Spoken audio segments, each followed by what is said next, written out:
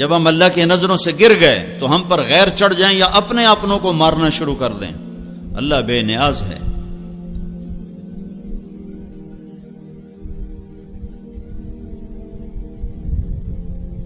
جب ہائے ہائے کبھی ہم بھی تم میں بھی چاہا تھی، کبھی ہم بھی تم میں بھی راہ تھی، کبھی ہم بھی تم بھی تھے آشنا، تمہیں یاد ہو کہ نہ یاد ہو.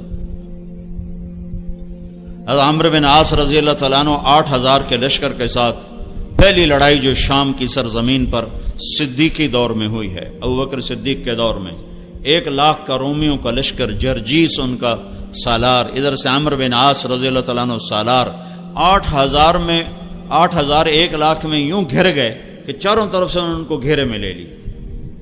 اور واصلہ بن اسقع رضی اللہ تعالیٰ عنہ بڑے صحابہ میں ہیں اور یا صحابہ صفہ میں سے تھے، بہت مشہور صحابی ہیں. وہ اس جنگ میں، اس لشکر میں شریک تھے. وہ یہ فرماتے ہیں کہ ہمیں یوں لگا کہ آج ہماری قبریں یہیں بنے گی، یہیں بنے گی. تو اس دن ہم شعر و شاعری بھی بھول گئے. عرب لڑتے ہوئے شعر پڑھتے تھے جذبے میں.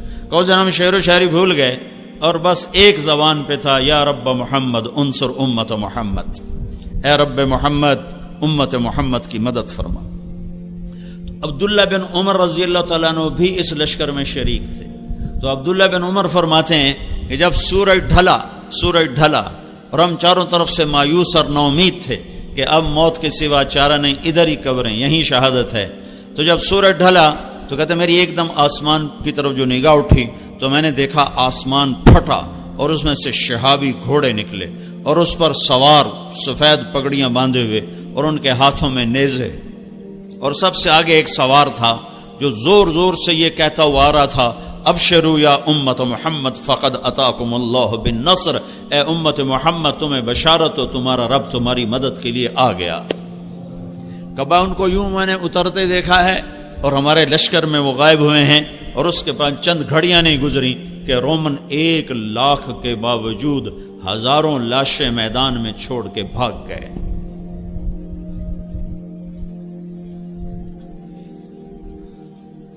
اچھا مسلمان 22 گھنٹے اخلاق والا کون سی حکومت بنائے گی؟ طاقت سے نہیں، طاقت سے تو ہم نماز نہیں پڑھا سکتے، بے وضو نماز.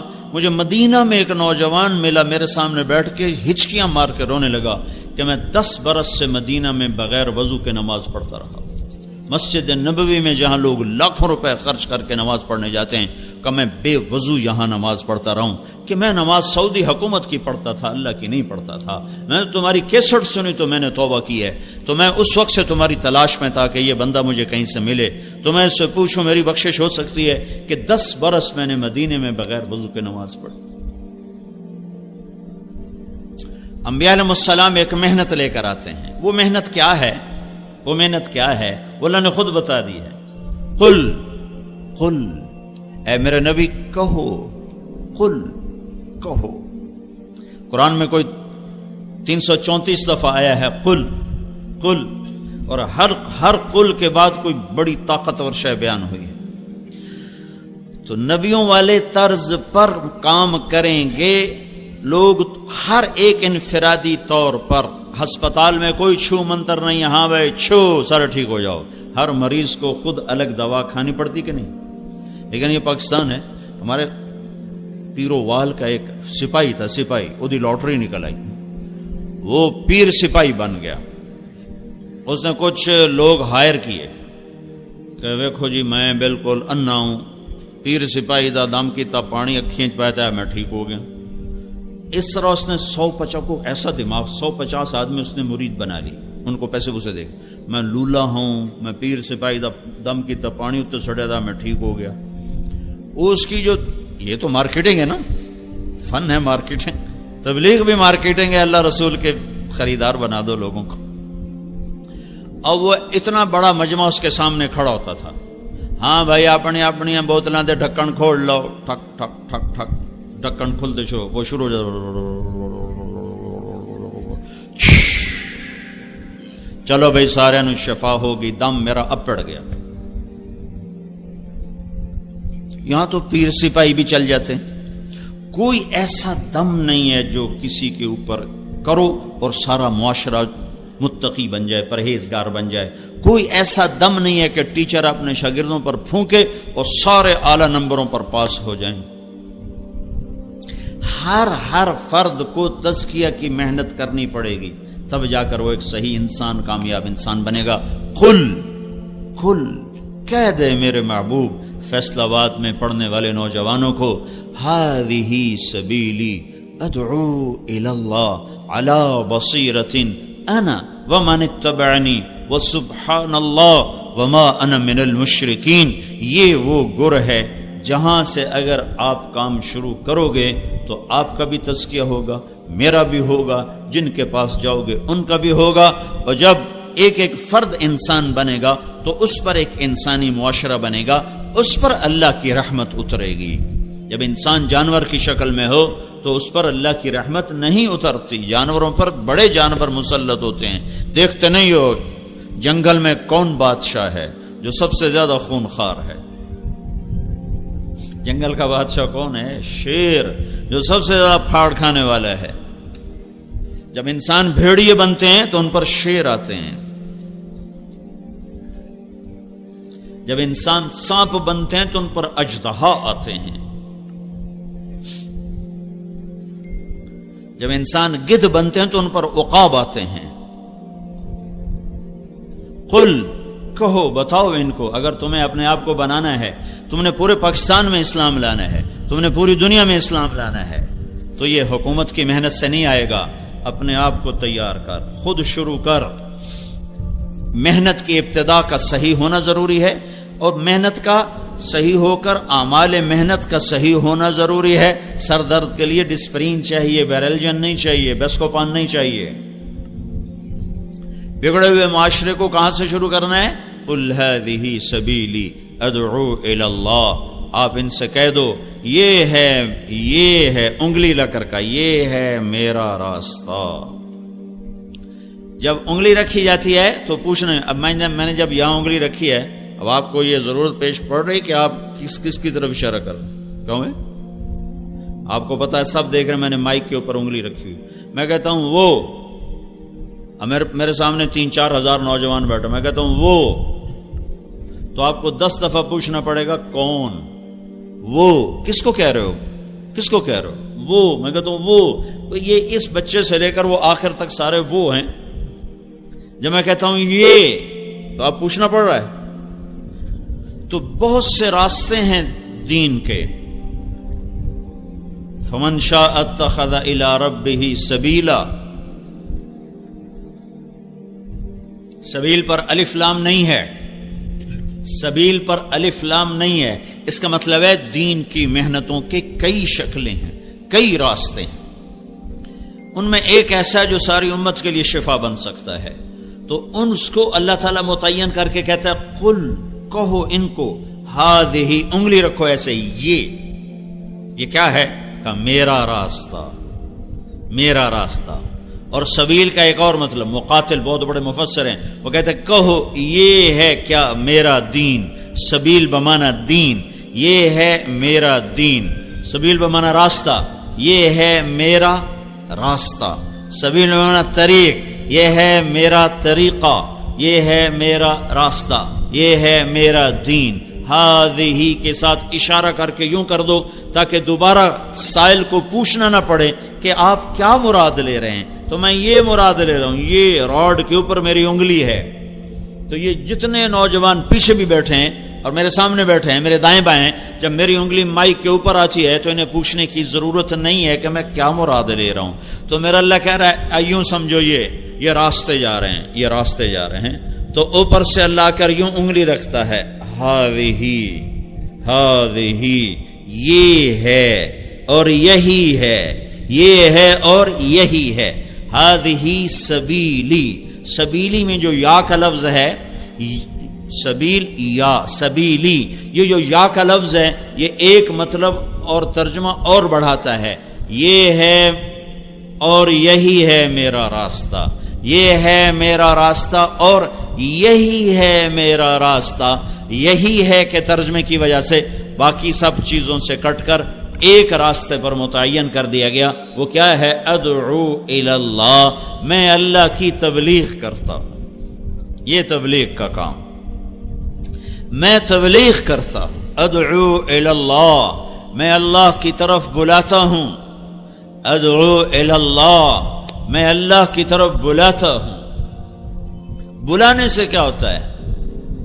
جاؤ دیکھو مارکیٹ میں کیا ہو رہا ہے، بلانے سے کیا ہوتا ہے، کیسے کیسے لوگ خریدار بن جاتے ہیں خالی بلاتے۔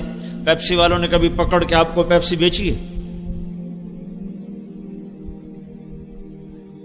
انہوں نے بلایا ہے۔ جنید جمشید نے مجھے بتایا، جب شروع اس کے ساتھ سلام دعا شروع ہوئی اور اللہ نے اس کو ہدایت دی، کہ جب میں نے پیپسی کے لیے گانا شروع کیا تو اس وقت پیپسی کے پاس 25% مارکیٹ تھی اور 75% کوکا کولا کے پاس تھی۔ تو میں نے پیپسی کے لیے گانا شروع کیا تو 1 سال کے اندر 75% مارکیٹ پیپسی کے پاس چلی گئی اور 25% کوکا کولا کے پاس رہ گئی۔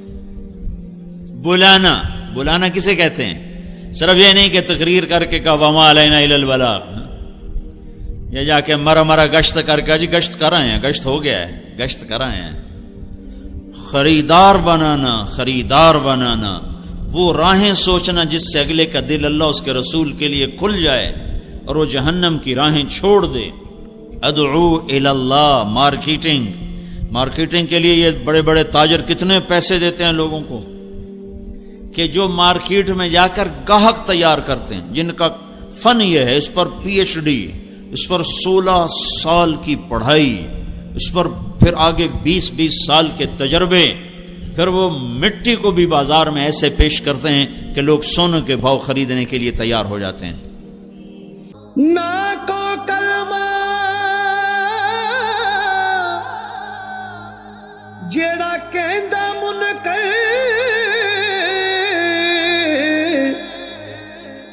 وے تو ہورو ایک سبب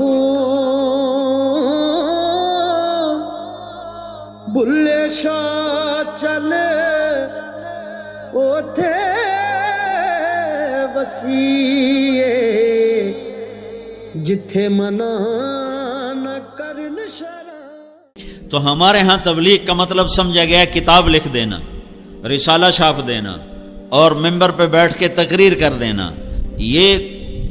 یہ اجزاء ہیں، یہ تعلیمی چیزیں ہیں۔ تبلیغ کا مطلب آج کی زبان میں مارکیٹنگ، IT، انفارمیشن ٹیکنالوجی، لوگوں کو ایسے خبر دینا کہ وہ آپ کی خبر کو ماننے پر تیار ہو جائیں اور آپ کی خبر پر، بات پر لبیک کہہ اٹھیں۔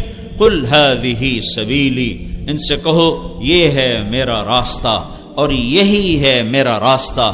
ادعو الی اللہ، میں اللہ کی تبلیغ کرتا ہوں۔ جو اللہ کی عظمت سے متاثر ہوگا وہی اللہ کی بات سے بھی متاثر ہوگا۔ جب تم حاکم کو نہیں جانتے تو حکم کو کیسے جانو گے؟ تمہیں حاکم کی طاقت کا پتہ ہی نہیں تو تم حکم مان سکتے ہو؟ آج حکومت پاکستان کے قانون کا کیوں گلی گلی میں مذاق اڑایا جا رہا ہے کہ حکومت کے پاکستان حکومت کے نام پر بندروں کا ناچ ہے، کہ ان کے پاس ہے ہی کچھ نہیں۔ جب حاکم کی عظمت نکلتی ہے تو حکم کی عظمت نکل جاتی۔ رات 12 بجے بھی یورپ امریکہ میں جاؤ تو لوگ ریڈ لائٹ کے سامنے کھڑے ہوتے، ان کی جرت نہیں کہ وہ رات 12 بجے سنسان سڑک پر بھی کراس کریں۔ 12:30 بجے چیر کے جانے ویکھے کہ میں اشارت روڑیا ہے، کہ ان کو پتہ ہے کہ یہ ہمارا کچھ نہیں بگاڑ سکتا، کوئی آ بھی گیا تو 10 روپے دیں گے اور بس جان چھوڑیں۔ حاکم کی عظمت دل میں بٹھانے کا نام ہے دعوت الی اللہ۔ یہیں فیصلہ آباد کا واقعہ ہے، یہاں ایک SP رہا تھا عبد الخالق، پھر یہیں سے وہ SP ٹرانسفر ہوا کوئٹہ، پھر وہاں سے وہ 4 مہینے لگانے کے لیے جماعت میں گیا، یہاں اس سے تعارف ہوا تھا۔ تو وہ یہاں آیا تو اس وقت ظفر عباس لک تھا، میرا اسکول کا ساتھی تھا، سینٹرل ماڈل اسکول کا، وہ یہاں SSP تھا، اس کا وہ بیچ میٹ تھا وہاں CSS اکیڈمی میں۔ میں نے اس سے کہا چلو میں تمہیں ظفر عباس سے ملاتا ہوں. تو بلال مسجد سے ہم پیدل سامنے سول لائن ہے، پولیس سول لائن کا دروازہ سامنے والا گیٹ ہے، ہم وہاں پہنچ گئے. اس نے بھی ٹوپی داڑھی پگڑی اپنا کرتا شلوار، میرے بھی ٹوپی اور کرتا شلوار. ہم دو مولوی صاحب تھے دیکھنے میں. تو سپاہی بادشاہ کھڑا تھا گیٹ پر. جو بڑا گیٹ ہے عام آنے جانے کا وہ یونیورسٹی روڈ کے اوپر ہے. تو عبد الخالق نے اس سے کہا بھائی صاحب دروازہ تو کھولنا. تو وہ یوں کھڑا تھا، کہنے لگا تو آؤ. اسے کیا خبر سامنے ایس پی کھڑا ہوا. اس نے کہا صوفی صاحب کھلوتا ہے اس میرا کی کر لینا. اس نے پھر کہا بھائی تیری بڑی مہربانی دروازہ کھول دے. کہا صوفی صاحب تسی سنیا نہیں، اتوں آؤ. پھر ایسے ہو گیا.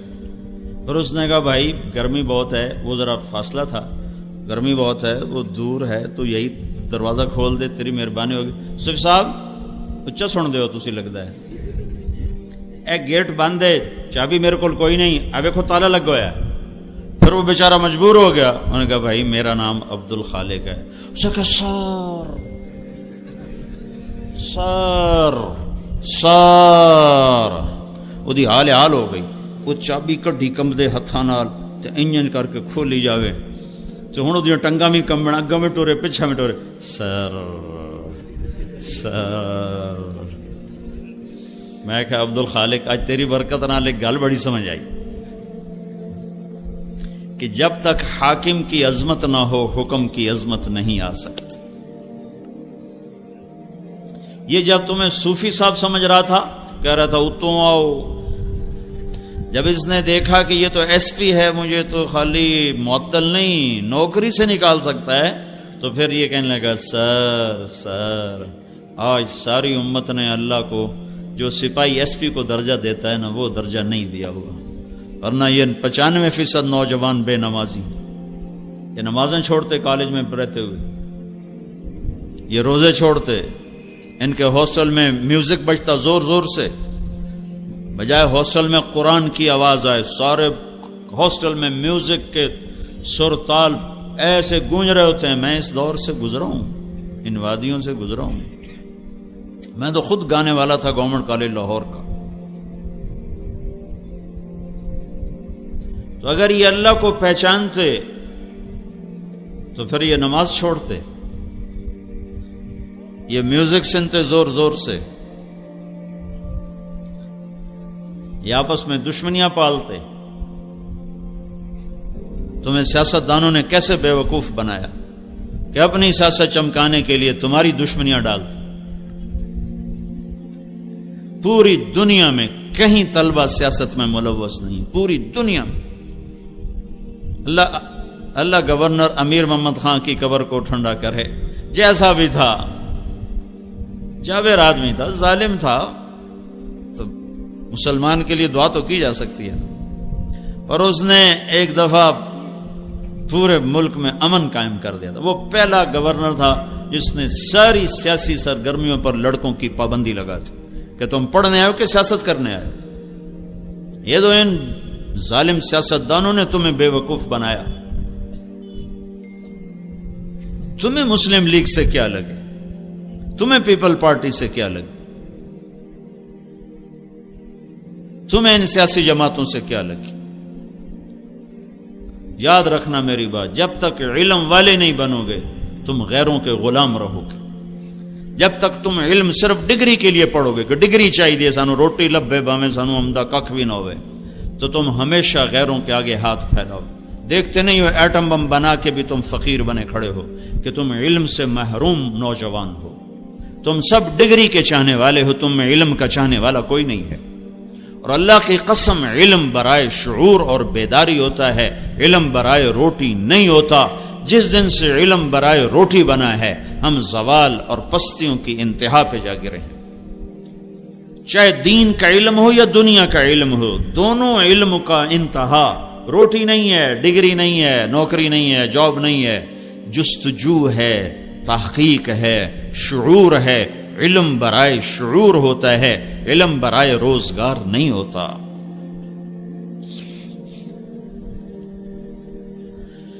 ہذہ سبیلی، کہو یہ میرا راستہ ہے.